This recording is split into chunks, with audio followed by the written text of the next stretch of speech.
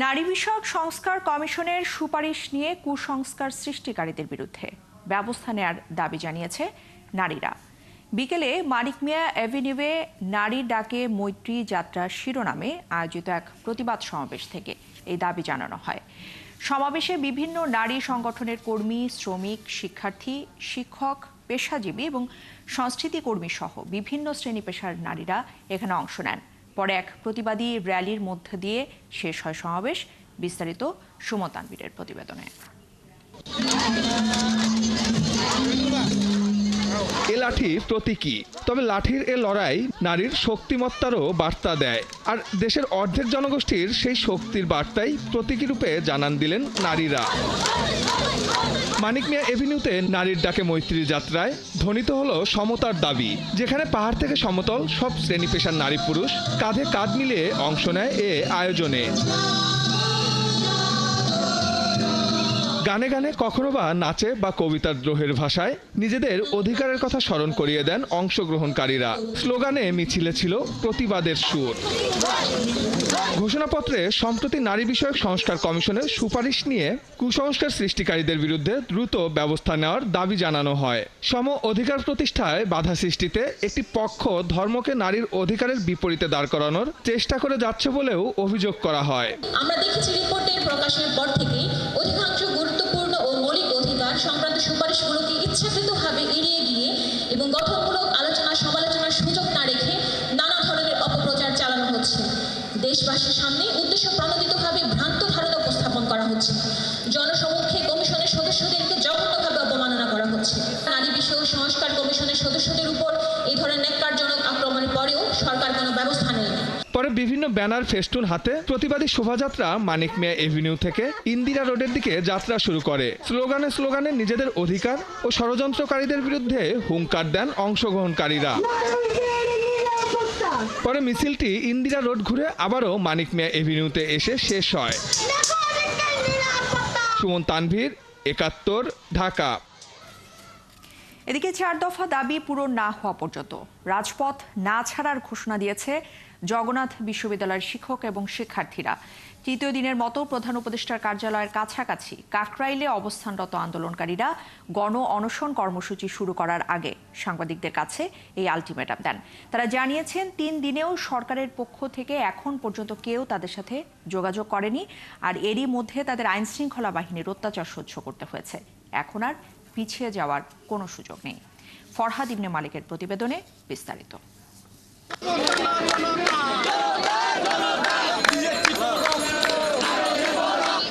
৭০% শিক্ষার্থীর জন্য আবাসিক বৃত্তি, বিশ্ববিদ্যালয়ের জন্য প্রস্তাবিত বাজেটে কাটছাঁট না করা এবং স্থায়ী দ্বিতীয় ক্যাম্পাস প্রতিষ্ঠার দাবিতে গেল ১৪ মে প্রধান উপদেষ্টার বাসভবনের দিকে লং মার্চ শুরু করে বিশ্ববিদ্যালয়ের শিক্ষক শিক্ষার্থীরা। এক পর্যায়ে তারা পুলিশের লাঠিপেটা ও টিয়ার গ্যাসের মুখে পড়ে। পরিপ্রেক্ষিতে শুক্রবার সকাল 11:30 থেকে কাকরাইলে অবস্থান কর্মসূচি ও সমাবেশ করে বিশ্ববিদ্যালয়ের সাবেক বর্তমান শিক্ষার্থী ও শিক্ষকরা। শিক্ষার্থীরা অভিযোগ করেন, তৃতীয় দিনের মতো রাজপথে অবস্থান নিলেও প্রধান উপদেষ্টার কার্যালয় থেকে তাদের সাথে এখনও কেউ যোগাযোগ করেননি।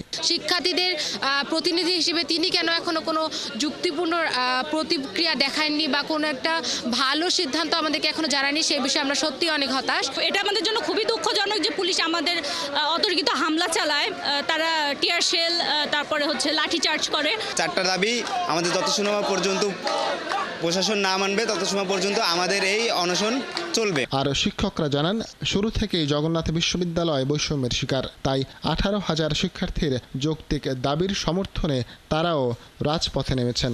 এইখান থেকে কোনো একজন স্টুডেন্টও যাবে না যতদিন পর্যন্ত না আমাদের দাবি আদায় হবে। এই একাত্মতায় আমরা আছি, শিক্ষকরা আছি, আমাদের ছাত্রদের ছেড়ে তো আমরা যেতে পারবো না।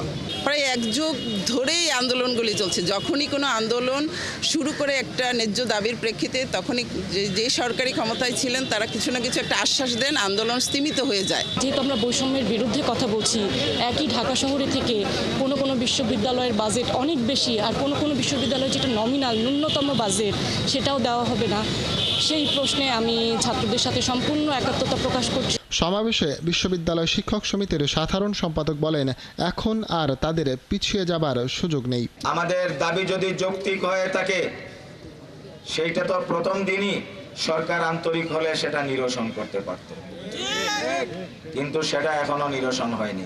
আমাদের জীবন মরণের সাথে জড়িত দাবি, সুতরাং আমাদের দাবি মানতে হবে, এই আমাদের শেষ কথা।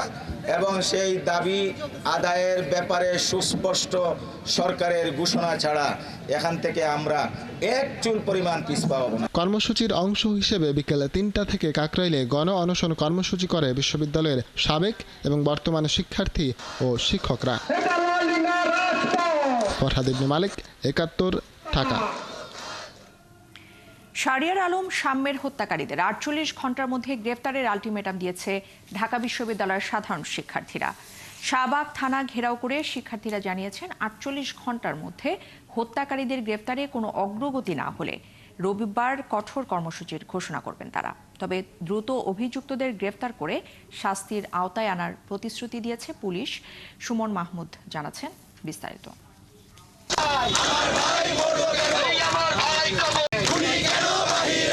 ঢাকা বিশ্ববিদ্যালয়ের মেধাবী শিক্ষার্থী শাহরিয়ার আলম শাম্য হত্যার বিচারের দাবিতে রাজু ভাস্কর্যের সামনে জড়ো হয়ে প্রশাসনের কাছে বিচার দাবি করেন শিক্ষার্থীরা। পূর্ব ঘোষিত কর্মসূচি অনুযায়ী ৩ দফা দাবি আদায়ে ঢাকা বিশ্ববিদ্যালয়ের সাধারণ শিক্ষার্থীরা জমায়েত হন রাজু ভাস্কর্যের সামনে।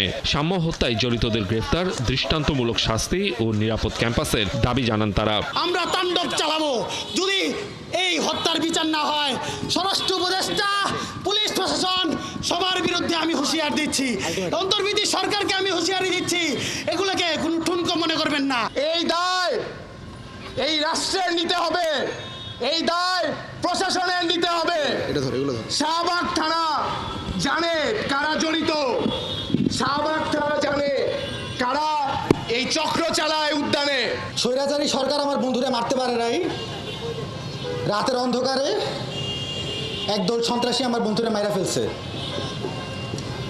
মাইরা ফেলার পর ৭২ ঘন্টা চলে গেল। আমরা দেখতে পারতেছি বিভিন্ন রাজনৈতিক দল তাদের রাজনৈতিক উদ্দেশ্য হাসিল করার জন্য বিভিন্ন প্রোগ্রাম বা কর্মসূচি পালন করতেছে, কিন্তু আমাদের যেই মূল দাবি, আমার ভাইয়ের হত্যা যারা করেছে তাদেরকে বিচারের আওতায় আনতে হবে, সেই বিচার এখন আমরা নিশ্চিত করতে পারি নাই। সংক্ষিপ্ত সমাবেশ শেষে রাজু ভাস্কর্য থেকে মিছিল নিয়ে শাহবাগ থানা ঘেরাও করেন শিক্ষার্থীরা। আসামিদের দ্রুত গ্রেপ্তারে পুলিশের কাছে তারা দাবি জানান। ৪-৫ জায়গায় অপারেশন চালিয়ে ৩ জনকে আমরা অ্যারেস্ট করেছি। তারপরও আমরা সিসিটিভি ফুটেজ কিছু কালেক্ট করেছি এবং আমাদের যে প্রযুক্তিগত যে বিষয়টা আছে সেটাও আমরা কিন্তু কালেক্ট করছি, অ্যানালাইসিস করতেছি। আমরা আশাবাদী যে দ্রুত সময়ের মধ্যে এই আসামিদের আসল যারা এর সাথেও জড়িত যারা আছে তাদেরকে আমরা দ্রুত ধরে ফেলতে পারি। পরে শিক্ষার্থীরা জানান ৪৮ ঘন্টার মধ্যে তাদের দাবি আদায় না হলে আরো কঠোর আন্দোলনের কর্মসূচি দেবেন তারা। যাকে তাকে ধরে ১২ জন পূরণ করলে আমরা সেটা মেনে নেব না। আসল যে ১২ জন আসল যে স্টেপ করে হত্যা করেছে তাকে গ্রেফতার করতে হবে। যতক্ষণ পর্যন্ত প্রকৃত হত্যাকারী এখানে চিহ্নিত এবং ধরা না পড়বে আমরা তাদের সাথে যোগাযোগ অব্যাহত রাখবো, আমাদের চাপ সৃষ্টি করব। তাহলে কি আলোচনা সন্তোষজনক? আলোচনা সন্তোষজনক হয়েছে। শুধু ঢাকা বিশ্ববিদ্যালয় নয়, অন্যান্য বিশ্ববিদ্যালয়ের শিক্ষার্থী ও শাম্যর বন্ধুরা এই আন্দোলনে যোগ দেন। সুমন মাহমুদ, ৭১, ঢাকা। কক্সবাজারে বাংলাদেশ বিমানের যে ফ্লাইটের চাকা খুলে পড়ে গিয়েছিল সেই বিমানটি নিরাপদে হযরত শাহজালাল আন্তর্জাতিক বিমানবন্দরে ঘণ্টাখানেক পরে অবতরণ করে জানিয়েছে কর্তৃপক্ষ।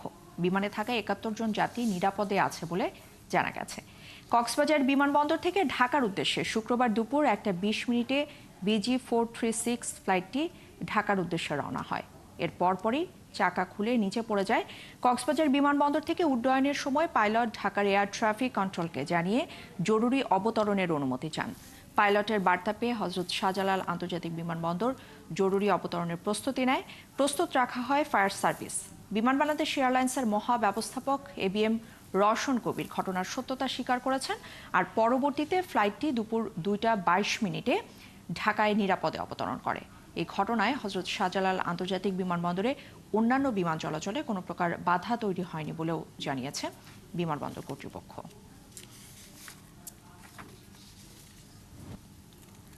আমরা সব নরমালি ছিলাম, যেহেতু নামার পর আমরা এগুলা জানতে পারছি। এরপরে আমরা আগে জানতাম না যে চাকাটা খুলে গেছে বা চাকাটা কোনো প্রবলেম হয়েছে। আলহামদুলিল্লাহ আমরা ঠিকমতো ল্যান্ড করে গেছি এবং আশা করি কর্তৃপক্ষ আরেকটু সচেতন হবে। ওখানে ইঞ্জিনিয়ার আছে না, সে বেতন নিচ্ছে না, তাহলে তার ডিউটিটা কি? যেখানে গাড়িটা প্লেনটা ফ্লাই করার সাথে সাথে চাকা খুলে যায়। দেখতেছি যে অনেক সময় লাগতেছে, তখন মনে মনে চিন্তা করতেছি কেন এত সময় লাগতেছে। তখন আমি আমার এই সৃষ্টিকর্তার কাছে প্রার্থনা করতেছি বসে বসে, কিন্তু আমি বুঝতে পারি নাই। নামার পরে শুনলাম যে চাকা খুলে পড়ছে। ডিসেম্বরের মধ্যে নির্বাচন আয়োজনে কোনো বাধা দেখছে না বিএনপি। দলের নেতারা বলছেন, জুন জুলাইয়ের মধ্যে ঐক্যমত্যের ভিত্তিতে রাজনৈতিক সনদ হয়ে গেলে ডিসেম্বরের মধ্যেই নির্বাচন সম্ভব। আর কাউকে বিশেষ সুবিধা দিতে নির্বাচন পেছানোর চেষ্টা হচ্ছে কিনা তা নিয়ে সংশয় জানিয়েছেন বিএনপি নেতারা। এই মতের সঙ্গে একাত্ম হয়ে গণসংহতি আন্দোলনও মনে করেন সংস্কার ও নির্বাচনে দেরি করার কোনো সুযোগ নেই। মনির মিল্লাতের প্রতিবেদন। দলের প্রতিষ্ঠাতা মাওলানা আব্দুল মতিনের ২৯তম মৃত্যুবার্ষিকী উপলক্ষে জাতীয় প্রেস ক্লাবে আলোচনা সভার আয়োজন করে লেবার পার্টি, যাতে বিএনপির সিনিয়র নেতারা যোগ দেন। এদেশের সমস্ত গণতন্ত্রকামী রাজনৈতিক দলগুলোর আলোচনায় অংশ নিয়ে বিএনপির স্থায়ী কমিটির সদস্য নজরুল ইসলাম খান বলেন, কোনো সংস্কারই একবারে শেষ করা যায় না, এটি চলমান প্রক্রিয়া। ঐক্যমত্য কমিশনের সাথে আলোচনায় সব রাজনৈতিক দল যে সংস্কারগুলোতে একমত হবে সেগুলো নিয়েই কাজ এগিয়ে নিতে হবে। জুনের মধ্যে সেসব প্রস্তাব একত্রিত করে প্রকাশ করার পরেই ডিসেম্বরে নির্বাচন দেওয়া যায়। যেই সব প্রস্তাব সবাই আমরা একমত, সেটা একত্র করে একটা সনদ তৈরি করে আমরা সবাই সেখানে স্বাক্ষর করলাম এবং সবাই একমত হলাম যে এই সংস্কারগুলি অবিলম্বে কার্যকর করা হোক। আইনের মাধ্যমে, অধ্যাদেশের মাধ্যমে যেটা করা যাবে সেটা এখনই হবে, যেটা সংবিধানের পরিবর্তন প্রয়োজন হবে সেটা আগামী নির্বাচিত সংসদে হবে। সবাই একমত হয়ে দস্তখত করে দিলাম আমরা, এবং সেই অনুযায়ী আগামী দিনে কাজ চলবে।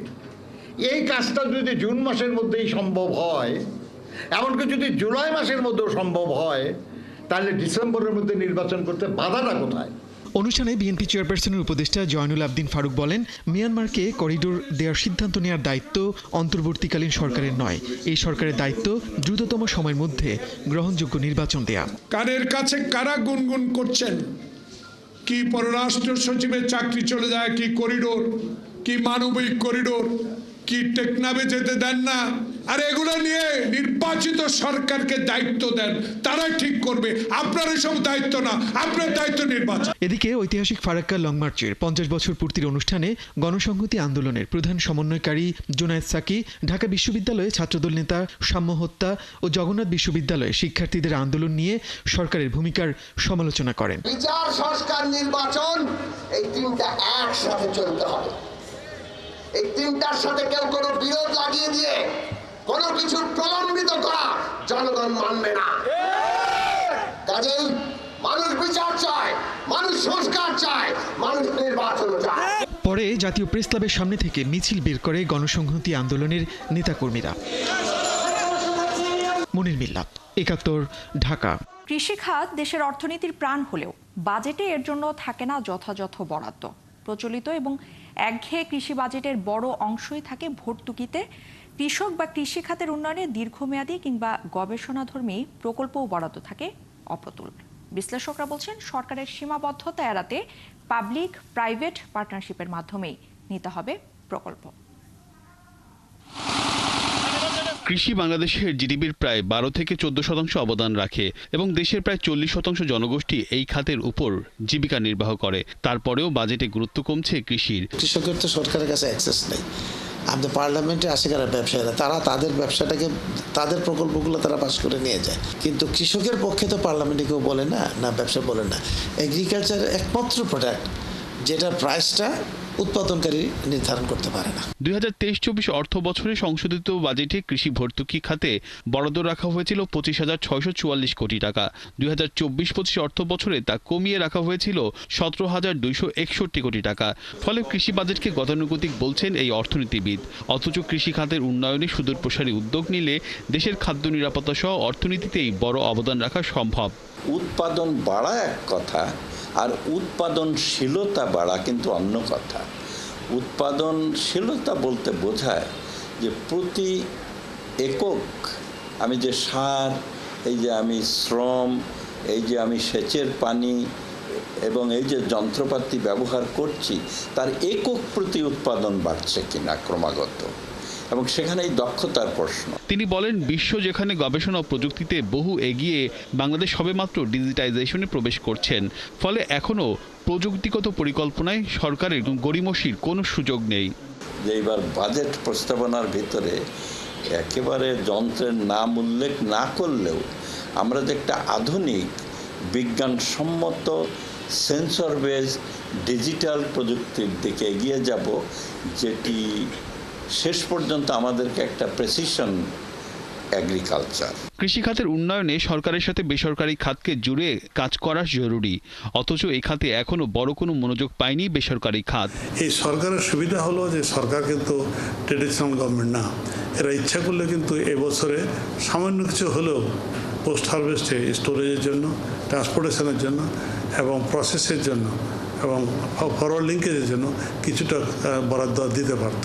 গেল বছর কৃষি বাজারে বরাদ্দ বেড়েছে 7%, যদিও কৃষি খাতের অন্যান্য 5 মন্ত্রণালয়ের হিসেবে এই বাজেট অপ্রতুল। রিয়াজ সেজান, 71, ঢাকা। এখনও নোয়াখালী, ফেনী, পটুয়াখালী, কক্সবাজার, লক্ষ্মীপুর এবং বান্দরবান সহ খুলনা বিভাগের উপর দিয়ে বয়ে যাচ্ছে মৃদু তাপপ্রবাহ। এরই মধ্যে দেশের কোথাও কোথাও বৃষ্টি নামলেও এখনো স্বস্তি ফেরেনি। আর জামালপুর, কুড়িগ্রাম, রংপুর, সিলেট সহ দেশের 9 জেলায় আগামী 24 ঘন্টায় ঝোড়ো হাওয়া সহ বৃষ্টি বা বজ্র বৃষ্টির পূর্বাভাস দিয়েছে আবহাওয়া অধিদপ্তর। এছাড়া ওইসব এলাকায় বজ্রপাতের সতর্কতাও জানিয়েছে আবহাওয়া অধিদপ্তর। সহকর্মীদের তথ্য এবং ছবিতে প্রতিবেদন। গত টানা 8 দিন ধরে চুয়াডাঙ্গায় দেশের সর্বোচ্চ তাপমাত্রা রেকর্ড করা হয়েছে 39 ডিগ্রি থেকে 42 ডিগ্রি সেলসিয়াস। অবশেষে সেখানে তপ্ত মাটিতে নেমেছে বৃষ্টি। বৃহস্পতিবার সেখানে 23 মিলিমিটার বৃষ্টি রেকর্ড করা হয়। প্রতীক্ষিত এই বৃষ্টিতে জনজীবনে কিছুটা স্বস্তি ফিরেছে। আজকে অনেকদিন পরে চুয়াডাঙ্গাতে পানি হয়েছে, আমরা সবাই খুশি, মানুষের স্বস্তিও ফিরে গেছে। চুয়াডাঙ্গাতে আজ বৃষ্টি হওয়াতে মানুষের মনে স্বস্তি হয়েছে। সমস্ত পশু পক্ষী যেখানে আছে সবাই শান্তিতে আছে। চুয়াডাঙ্গার আবহাওয়া পর্যবেক্ষক রাকিবুল হাসান জানান, জেলায় আগামী কয়েকদিন বৃষ্টির সম্ভাবনা রয়েছে। আরেক উত্তপ্ত জেলা যশোরে বৃষ্টি হলেও গরমে এখনও অতিষ্ঠ জনজীবন। বৃহস্পতিবার সন্ধ্যায় টানা 2 ঘন্টা বৃষ্টি হলে কিছুটা স্বস্তি ফেরে, তবে শুক্রবার বেলা বাড়ার সাথে সাথে বাড়তে থাকে গরম। এই গতকালকের যে বৃষ্টি, সেই বৃষ্টিতে তাপমাত্রার কোনো পরিবর্তন হয়েছে বলে মনে হয় না। এই আজকে আরো তাপমাত্রা বেশি বাড়ছে, এজন্য শহরে ঢোকা যাচ্ছে না, আর লোকজন কম। এদিকে বৃহস্পতিবার জামালপুরের ইসলামপুরে কালবৈশাখী ঝড়ে ঘরবাড়ি ও গাছপালার ক্ষতি হয়েছে। ক্ষতিগ্রস্তরা বলছেন, ঝড়ে ঘরবাড়ি গাছপালা ক্ষতিগ্রস্ত হওয়ার পাশাপাশি পাকা ধান ও সবজির ক্ষতি হয়েছে। আমার ঘরে মোটা 2টা গাছ করছে, আর কি বলবো, আর 2 সেকেন্ডের মধ্যে কারবার দেখা গেছে। ঘরে চাল টিন যা আছে যাবতীয় ঘরের ভিতরে জিনিস যা সব আমার মাথার উপরে পড়লো, তো আমার বাচ্চাটা নিয়ে আমি শুয়ে থাকি বের হয়ে আসলাম। উপজেলা নির্বাহী কর্মকর্তা জানান, ঝড়ে ক্ষতিগ্রস্তদের উপজেলা ও জেলা প্রশাসনের পক্ষ থেকে সহায়তা দেয়া হবে। আমরা ক্ষতিগ্রস্ত পরিবারের তালিকা করছি, তালিকা করে উপজেলা প্রশাসনের পক্ষ থেকে এবং জেলা প্রশাসনের পক্ষ থেকে তাদেরকে সার্বিক সহযোগিতা করার চেষ্টা করব ইনশাআল্লাহ। আবহাওয়ার পূর্বাভাসে বলা হয়েছে, রংপুর, ময়মনসিংহ ও সিলেট বিভাগের কিছু কিছু জায়গায় এবং রাজশাহী, ঢাকা, খুলনা, বরিশাল ও চট্টগ্রাম বিভাগের 2-1 জায়গায় দমকা হাওয়া সহ বৃষ্টি বা বজ্রসহ বৃষ্টি হতে পারে। সেই সাথে মাঝারি থেকে ভারী বৃষ্টি হতে পারে রংপুর, ময়মনসিংহ ও সিলেট বিভাগের কোথাও কোথাও। হাসিবা আলী বর্ণা, 71। চলছে সংবাদ সংযোগ। ফিরছি আরও একটি বিরতির পর। 71-এর সাথেই থাকুন।